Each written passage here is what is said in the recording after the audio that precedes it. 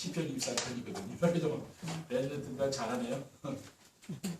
감사합니다. 오늘은 감사가 충만해지는 전도자의 삶이라는 제목으로 하나님의 말씀을 증거하도록 하겠습니다. 할렐루야. 오늘도 인사부터 하겠습니다. 전도자의 삶으로 세상을 살리는 소금과 빛이 됩시다. 전도자의 삶으로 세상을 살리는 소금과 빛이 됩시다. 전도자의 삶으로 세상을 살리는 소금과 빛이 되는 교회를 만듭시다. 전도자의 삶으로 세상을 살리는 소금과 빛이 되는 교회를 만듭시다. 오전에 감사가 충만해지는 행복이란 축복의 말씀을 주신 하나님께서 오후에는 감사가 충만해져서 행복한 삶을 살 수 있는 전도자의 삶이란 말씀을 주셨습니다. 저희 교회 메시지는 언제부터인지 오전과 오후 메시지가 한 세트로 되어서 선포되고 있습니다. 이것은 설교자인 저희 의도와 상관없이 하나님께서 하시는 일입니다. 그래서 저는 우리 강단 메시지를 따라만 가면은 모든 문제는 완전히 끝난다고 확신하고 있습니다. 이러한 사실을 잘 알고 있는 사탄은 전도자의 삶을 방해합니다. 전도자의 삶은 전도만 하며 살라는 말씀이 아닙니다. 삶 속에서 전도가 되어지는 삶을 말합니다. 그리고 정말 삶 속에서 전도가 되어지면은 인생의 모든 문제는 끝납니다. 이러한 전도자의 삶의 첫 단추가 정시예배입니다. 그래서 지금 제가 한 가지 부탁을 드립니다. 정시예배에 성공하시면 됩니다. 그렇죠? 강단의 말씀을 듣는 정시예배를 매일매일 하면 되는 거거든요. 이것이 뭐냐면은 전도자의 삶의 시작입니다. 첫 번째, 감사가 충만해지는 전도자의 삶이란 무엇입니까? 전도자의 삶을 살면 말씀 안에서 자신의 정체성이 발견됩니다. 날마다 강단의 메시지를 붙잡고 정시예배를 드리면 말씀 안에서 자신이 얼마나 소중한 존재인가를 발견하게 됩니다. 성도들이 왜 사람들의 말에 상처를 받고 시험에 듭니까? 자존감이 낮기 때문이죠. 자존감이 높은 사람은 사람들의 말에 상처를 받거나 시험에 들지 않습니다. 가만히 보면은 주위에서 상처를 잘 받는 사람은 자존감이 낮은 거죠. 그 말은 상처가 많다는 말이에요. 그래서 어떻게 하면 성도들의 자존감을 높일 수 있을까를 기도하면서 찾은 것이 바로 말씀 안에서 구원받은 우리 자신이 얼마나 소중한 존재인가를 발견하도록 해주는 것입니다. 제가 말씀 안에서 발견한 성도는 허물과 죄로 죽었던 내가 영원한 생명을 얻게 된 거죠. 에베소 2장 1절에 보면은 그는 허물과 죄로 죽었던 너희를 살리셨다고 했습니다. 로마서 8장 2절에 보면은 이는 그리스도 예수 안에 있는 생명의 성령의 법이 죄와 사망의 법에서 너를 해방하였음이라고 했습니다. 그리고 사탄에게 종로를 타던 내가 하나님의 자녀로 신분이 바뀐 것입니다. 요한복음 1장 12절에 보면은 영접하는 자 곧 그 이름을 믿는 자들에게는 하나님의 자녀가 되는 권세를 줬다 했어요. 그리고 눈에 보이는 허망한 것 쫓아가지 않고 천국 소망과 천국 상급을 바라보며 살아가는 것입니다. 빌립보서 3장 6절에 보면은 우리의 시민권은 하늘에 있는지라 거기로부터 구원하는 자 곧 주 예수 그리스도를 기다린다고 했습니다. 그리고 전도자의 삶을 살면은 하나님이 주신 나의 것이 발견되는 것입니다. 성도들이 세상을 힘들게 사는 것은 하나님이 주신 것으로 살지 않고 불신자처럼 자기 힘으로 살기 때문입니다. 왜 그렇습니까? 하나님이 주신 것을 모르기 때문이고 알아도 믿지 않기 때문입니다. 하나님이 우리에게 무엇을 주셨습니까? 세상을 움직일 수 있는 레버리지를 줬잖아요. 그리스도 아닙니까? 레버리지가. 강단의 메시지를 따라가는 전도자의 삶이란 세계를 움직일 수 있는 레버리지인 그리스도로 아무도 할 수 없는 노바디의 축복을 누리며 사는 것입니다. 그리고 모든 사람에게 꼭 필요한 배슬을 주셨어요. 배슬은 뭡니까? 하나님의 나라를 주신 것입니다. 노바디의 축복은 하나님이 주신 배슬인 하나님의 나라를 누리며 모든 사람에게 답을 주고 모든 사람을 수용할 수 있는 사람이 되는 것입니다. 그리고 지역과 시대를 살릴 수 있는 플랫폼을 주셨습니다. 플랫폼이 무엇입니까? 성령 충만이죠. 세계를 움직일 수 있는 그리스도의 지렛대로 하나님의 나라를 누리는 배슬이 되면은 이 배슬은 큰 배라겠죠. 그러니까 많은 것을 담을 수가 있습니다. 오직 성령 충만 받아서 주변 사람들이 찾아올 수밖에 없는 플랫폼을 만드는 것입니다. 플랫폼을 우리가 기차 정거장과 같다 그랬잖아요. 모든 사람들이 찾아올 수 있는 곳이지. 플랫폼입니다. 또 우리 성도들이 그리스도 하나님 나라 성령 충만 누리면은 모든 것이 다 끝나게 되는 거죠. 그리고 전도자의 삶을 살면 하나님이 주신 나의 현장이 발견됩니다. 하나님은 우리에게 영원한 생명을 주셨고 또 세상을 움직일 수 있는 레버리지와 배슬과 플랫폼을 누리며 살면서 살려야 할 현장도 주신 것입니다. 그 중에서 가장 중요한 현장이 어디입니까? 바로 우리의 가정이 제일 중요한 현장이죠. 하나님의 복음을 함께 누리며 포럼할 수 있는 가정을 주셨습니다. 그래서 우리가 가정에서 가족들과 함께 정시예배를 드리라고 제가 이렇게 말씀드리는 겁니다. 가정은 하나님이 우리에게 주신 최고의 축복의 현장입니다. 그런데 안타깝게도 이처럼 소중한 가정들이 지금 무너지고 있는 것이죠. 창세기 2장 23절에 보면은 아담이 이르되 이는 내 뼈 중에 뼈요 살 중에 살이라 이것을 남자에게서 취했은즉 여자라 부리라고 했습니다. 그리고 하나님이 내게 주신 복음으로 사람들을 살릴 수 있는 직장을 주셨습니다. 직장에는 단순히 우리가 돈 벌고 일하려 가는 것이 아니지요. 복음을 전하기 위해서 하나님이 나를 우리 성도들을 직장 선교사로 그 현장에 보낸 거 아닙니까? 어떻게 하면은 하나님이 나에게 주신 현장을 살릴 수가 있습니까? 우리가 복음을 누리면은 삶의 여유가 생기며 주변의 영적 문제로 고통당하는 사람들이 보이고 그들이 찾아오기도 합니다. 그렇죠? 숨은 영적 문제를 가지고 있는 사람들이 있거든요. 그때 우리는 뭡니까? 그들에게 그리스도로 답을 주면 되는 거죠. 지난 주간에는 제가 은행에 갔다가 그 전에 초창기에 우리 교회 좀 다니시는 이창섭 집사님이라고 있어요. 그분을 제가 만난 거인데 부모님들이 용인 살다가 지금 이쪽으로 와서 같이 사시더라고요. 눈안에. 만났는데 나를 딱 보더니 몇 년 만에 만난 거거든요. 아, 우리 부모님 말씀 좀 전해달라고 딱 처음부터 얘기하는 거예요. 그래서 이번 주에 제가 목요일날 그 부모님 가정에 들어갔거든요. 매주 목요일마다 이제 같이 이제 다락방 하기로 이렇게 했어요. 그러니까 하나님이 이렇게 만나면 준다니까요. 처음 만났는데 말씀 좀 전해달라고 딱 그러죠. 왜냐면 전 목사니까 또 그렇게 하지 않겠습니까? 그렇죠. 네. 그리고 하나님이 주신 복음으로 시대를 살리고 후대를 살릴 수 있는 교회를 주셨습니다.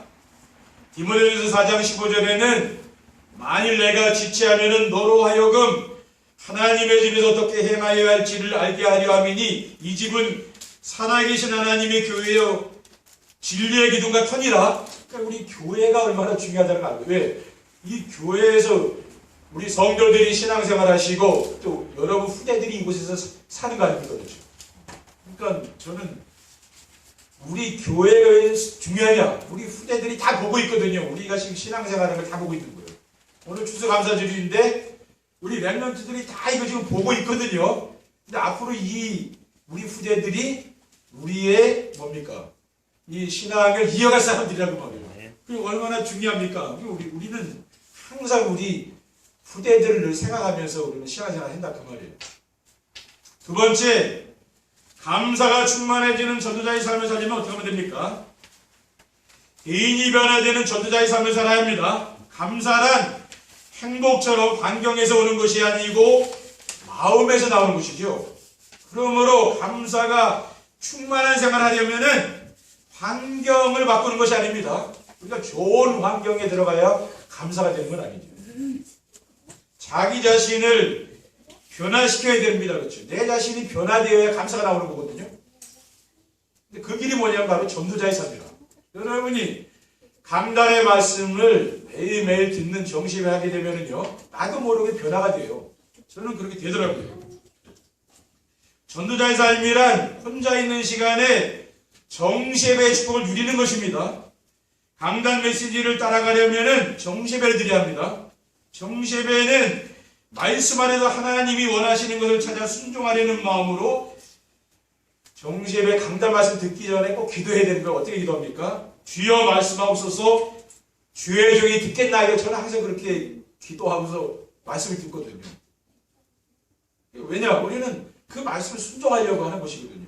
그래서 강단의 말씀을 집중해 듣는 것입니다. 그리고 현장에서 하나님 자녀의 권세를 누리는 기도를 합니다. 마태복음 28장 18절에 보면은 예수께서 이르시되 하늘과 땅의 모든 권세를 내게 주었다 했습니다. 그리고 마가복음 16장 17절에 18절에는 믿는 자들에게 이러한 표적이 따르리니 곧 그들이 내 이름으로 귀신을 쫓아내며 새 방언을 말하며 뱀을 집어올리며 무슨 독을 마실지라도 해를 받지 아니하며 모든 병든 사람에게 손 얹은 즉 나으리라고 했어요. 그럼 성도에게 뭡니까? 권세가 있다. 권세를 사용하는 겁니다. 그런 기도를 우리가 현장에서 하는 거예요. 그리고 하나님의 절대 계획인 세계복음화의 방향을 맞추고 살아가는 것입니다. 마태복음 28장 19절 20절에 보면은 그러므로 너희는 가서 모든 민족을 제자로 삼아 아버지와 아들과 성령의 이름으로 세례를 베풀고 내가 너에게 분부한 모든 것을 가르쳐 지키게 하라. 볼지어다 내가 세상 끝날까지 너희와 항상 함께 있으라고 했습니다. 그리고 사도행전 마지막 장 사도 바울이 로마 감옥에서 쓴 글이죠. 사도행전 28장 30절에 31절에 보면은 바울이 온 이태를 자기 셋집에 머물면서 자기에게 오는 사람을 다 영접하고 하나님의 나라를 전파하며 주 예수 그리스도에 관한 모든 것을 담대하게 거침없이 가르치더라라고 했어요. 그러니까 오늘날 감옥하고 지금 사도 바울 당시의 감옥은 다르죠. 셋집이라고. 셋집인데 그건 감옥이에요. 근데 자기에게 오는 모든 사람에게 뭡니까? 이 복음을 전하는 거죠. 그리고 교회가 부흥되는 전도자의 삶을 살아야 합니다. 자신의 문제 해결이나 소원을 이루기 위해서 열심히 종교생활하는 사람은 성도들의 변화와 교회 부흥에 관심이 없는 거죠. 불신자들과 똑같이 자기중심, 물질중심, 성공중심으로 사는 사람은 교회에 어려운 일이 있으면 피하게 됩니다. 그러나 정세배를 드리며 말씀 안에서 자신의 정체성을 발견한 성도는 교회에 어려운 일이 있을 때 피하지 않고 도전하는 거죠. 왜? 지금 응답받을 수 있는 절호의 기회가 왔다는 것을 알게 되는 거예요. 우리가 그냥 믿음이 없으면 안 되잖아요. 믿음이 없는 사람은 도망가 버리는 거라. 근데 진짜 믿음 있는 사람은 뭡니까? 여호수아와 갈렙과 같이 뭐예요? 뭐 도전하는 거죠. 그냥 응답받을 수 있는 절호의 찬스가 왔습니다. 그리고 후대들을 생각하며 생명을 드리는 마음으로 연보를 하는 것입니다.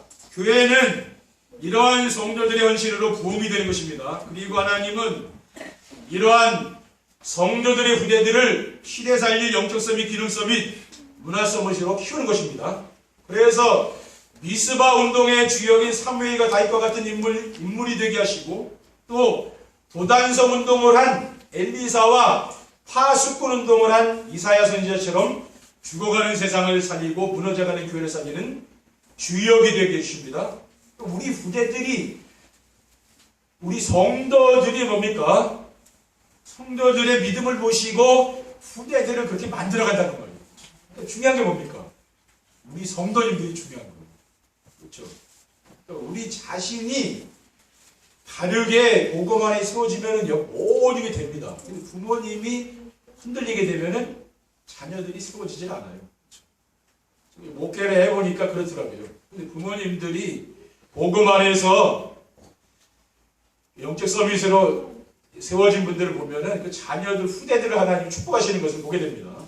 그래서 전도자의 삶을 살면 감사가 충만해지는 줄 믿습니다. 그리고 감사가 풍성해지는 전도자의 삶을 살아야 합니다. 성도들이 세상 살기가 힘들다고 하는 것은 말씀 안에서 자신의 정체성과 하나님이 주신 것을 찾지 못했기 때문입니다. 말씀 안에서 하나님이 지으신 나를 찾아 누려야 되는 거죠. 구원받은 성도는 무엇입니까? 인생의 생사로 주관하시는 하나님 자녀이죠. 마귀 자녀가 아니죠. 하나님의 자녀입니다.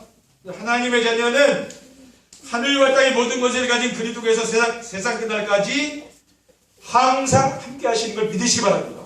근데 우리가 교회 밖에 나가면 그걸 잊어버리니까 문제가 되는 거예요. 그렇죠? 교회 밖에 나가도 하나님이 항상 나와 함께 하는 걸 여러분들이 믿으시기 바랍니다. 그러면 아무 문제가 안 된다는 거예요. 그리고 말씀 안에서 하나님이 주신 나의 것을 찾아 누리는 것입니다. 모든 현장, 모든 사람에게 필요한 하나님의 나라를 우리에게 맡겨준 거죠. 이것은 뭐 세상의 나라가 아니잖아요. 이 사탄의 나라가 아니라 하나님 나라를 우리에게 맡긴 겁니다. 마태복음 12장 28절에 보면은 내가 하나님의 성령을 힘입어 귀신을 쫓아내는 것이면 하나님의 나라가 이미 너에게 임하였느니라. 이거 영적인 이야기라. 이거는 불신자들은 못 알아듣죠. 하나님의 성령이 임하니까 뭡니까? 귀신이 쫓겨났다는 거죠. 이런 영적인 이야기는 뭡니까? 불신자들에게 아무리 얘기해도 못 알아듣는 얘기인데 하나님의 자녀는 이걸 알아듣는다고 말이죠. 그리고 말씀 안에서 하나님이 주신 나의 현장을 찾아 누리는 것입니다. 하나님이 우리에게 주신 현장이 어디입니까? 복음을 함께 누리며 호름할 수 있는 가정을 주셨다는 겁니다. 그리고 복음으로 살려야 할 직장, 마음과 힘을 합하여 시대사일 부대를 키우는 교회, 하나님이 이것을 우리에게 주셨다는 거예요. 우리는 한 사람 내가 신앙생활 잘하고 그게 아니죠. 뭡니까? 우리의 후대들이 이 교회 안에서 잘한다는 것을 여러분이 항상 기억하셔야 된다. 그리고 우리는 뭡니까? 주위의 다른 성도들을 이렇게 돌봐줘야 되는 거죠. 그렇죠? 나만 신앙생활 잘하는 게 잘하는 거 아닙니다. 내 주위에 믿음이 연약한 성도들 있지 않습니까? 그런 사람들을 내가 세워줘야 되는 거죠. 그게 우리 중직자들이 해야 될 일이에요. 그렇죠? 그게 뭡니까? 그러면은 이 교회가 세워진다는 말이죠. 세 번째, 감사가 충만해지는 전도자의 삶을 살면 어떻게 됩니까? 항상 기뻐할 수 있습니다. 말씀 안에서 자신의 정체성과 하나님이 주신 것과 하나님이 주신 현장을 찾은 성도는 항상 기뻐할 수 있다. 그러니까 내가 누군지 지금 모르고 하나님이 나에게 주신 건지 뭔지 모르고 하나님의 현장도 모른다면 기뻐할 수 있습니까? 그렇죠? 어떤 상황에서나 하나님이 함께 하시며 지켜주심을 믿기 때문에 우리가 항상 기뻐할 수 있는 거죠. 하나님은 감당할 수 없는 시험당함을 허락하지 않는다 했어요. 여러분이 어려운 문제가 있습니까? 하나님이 그 문제를 감당할 수 있게 다 해준다니까요. 감당하지 못하는 걸 안 준다 그랬어요. 그리고 피할 길을 주실 뿐만 아니라 하나님을 사랑하는 자 곧 그의 뜻대로 부르심을 입은 자들에게는 모든 것에 협력에 서로 이룬다고 했습니다. 그러니까 그 문제 속에 하나님 계획이 있다고 말이에요. 그러니까 우리가 그것을 찾아내는 게 중요한 거죠. 여러분에게 어려운 문제가 있습니까? 그럼 기도하시면 될 거예요. 그렇죠? 네, 이길 수 있는 힘을 달라고 그렇죠? 그렇게 기도하시면 돼요. 그럼 하나님은 어떻게 합니까? 모든 것이 하나님께 서로 이루도록 해주신다. 그리고 쉬지 않고 기도가 되어집니다. 그리스도의 비밀을 알고 복음이 오지게 되면은 모든 문제가 끝나고 우리의 소원도 없어지는 거죠. 그리스도로 말하면 인생의 모든 문제 끝났잖아요. 그러니까 이제는 기도 안 해도 됩니다. 됩니다. 목사님, 그런 성도가 있으시다면 그거는 오해지 그렇죠. 내 인생의 문제는 끝났지만은 우리 가정, 교회, 또 우리 랩런트들, 내 주변 사람들, 우리 나라를 위해서 기도할 게 많이 있잖아요. 그렇죠? 그러니까 중보 기도를 해야 된다는 말입니다. 신앙이 성숙한 사람은 중보 기도를 많이 하는 사람이죠. 그렇죠? 다른 사람의 기도를 많이 해주는 사람. 복음은 개인의 문제 해결뿐 아니라 이 세상의 역사는 흑암의 세력을 꺾을 수 있는 유일한 무기입니다. 그러니까 우리가 복음을 누리며 세상을 바라보면은 세상 모든 사람들이 사탄의 문화에서 고통당하는 모습이 보이는 거죠. 그렇죠? 그러니까 우리가 복음을 누려야 될 거 아닙니까? 복음을 누리는 게 뭐예요? 우리가 기도하는 거죠. 그렇죠? 복음 누리는 거예요. 그러면은 우리가 할 수 있는 게 기도밖에 더 있습니까? 그래서 감사가 충만해지는 전도자의 삶을 살게 되면은 쉬지 않고 기도가 되어지는 것입니다. 우리가 오늘 야유회 나가서 뭡니까? 다니면서 하나님 오늘 주신 말씀 있죠? 정말 감사가 충만해진 행복과 전도자의 삶이잖아요. 그 말씀을 묵상하면서 정말 감사거리를 자꾸 찾는 거죠. 그렇죠? 그게 그거예요. 그렇게 하시면 됩니다. 그리고 범사에 감사하며 살 수 있습니다. 범사에 감사한다는 것은 모든 것에 감사를 한다는 것입니다. 어떻게 모든 것에 감사할 수가 있습니까? 항상 기뻐하며 쉬지 않고 기도가 되어지면 되는 거죠. 그렇죠? 그러면 되거든요. 말씀 안에서 발견된 자신의 정체성을 누리며 현장에서 하나님이 주신 권세를 누리는 기도가 되어지면 모든 일 속에 하나님의 선하신 계획이 있음이 발견되는 거예요. 그러니까 좋은 일이든 안 좋은 일이든 감사하게 된다고. 그렇죠. 그 속에도 하나님 선하신 계획이 있는 걸 알기 때문에. 그래서 감사가 풍성해지는 전도자의 삶 하나님이 우리에게 주신 줄 믿습니다. 그래서 이번 한 주간도 우리 성도님들의 삶 속에서 잃어버린 감사가 회복되는 귀한 축복을 누리시기를 주님의 이름으로 축원드립니다. 기도하겠습니다. 사랑의 하나님 감사합니다. 오늘 우리의 삶 속에서 감사가 회복될 수 있도록 인도하여 주시고 정말 하나님의 은혜에 감사하며 살아가는 우리 귀한 성도들이 다 될 수 있도록 주님께서 축복해 주시옵소서. 주 예수 그리스도의 이름으로 기도드립니다. 아멘.